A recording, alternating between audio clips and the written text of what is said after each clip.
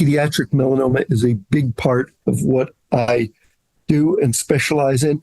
And so I have to be clear, that whole Merlin trial that we just talked about, you had to be 18 or older to get in. You couldn't have a Spitz tumor, which is a very common kind of skin cancer, some of them malignant, some of them benign, some of them just atypical in children and young adults. So it was just for adults with melanoma. But children with melanoma only account for 1 or 2 or 3% of all the melanomas, but it's a very, very important group of patients.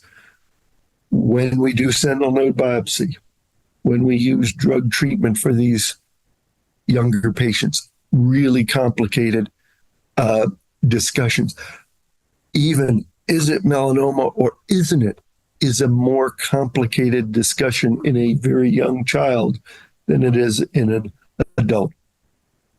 I think not the exact gene expression profile that we talked about in the Merlin test, but that same increasing awareness of biology, genetics, molecular testing has really helped us in pediatric melanoma as well. Because now, for the first time in this decade, in the 2020s, we are really beginning to use the molecular test to say, this one is a melanoma, this one might not be, this one probably has a low risk for the child, and this one has a higher risk. And we're using some of those same principles that I talked about with the Merlin test to decide, maybe this kid shouldn't have a sentinel node biopsy. We're not going to use the information, or we think that the risk is too low of it spreading to need it. So I think for pediatric melanoma, we've made a great deal of progress. It starts, of course, with recognizing it, diagnosing it. The melanomas that arise in children often look very different than adults. And of course, they're often going to see a pediatrician who isn't even thinking about melanoma. So we want to raise awareness of the problem of pediatric melanoma. We want to make sure that changing moles, lumps and bumps that aren't going away are getting taken care of. They're getting evaluated by a dermatologist. They're getting a biopsy if it's appropriate. And if they are possibly melanoma, they're getting evaluated by an expert dermatopathologist and sent to a melanoma specialist.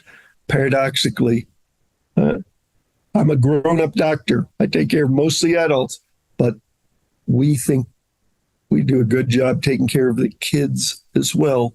And we think it's appropriate for them to be taken care of in a setting where many of the patients are adults. It doesn't have to be only in the children's hospital, because skin cancers are so rare in children.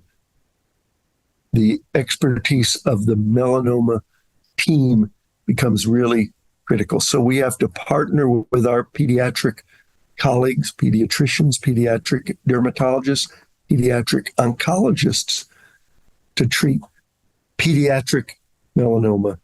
And the molecular tests, even though they're not exactly the same as that Merlin test, it's another example of how all the years invested in research in the basic biology of cancer in general and melanoma specific has played a role in improving the treatments and improving the outcomes that our patients are having.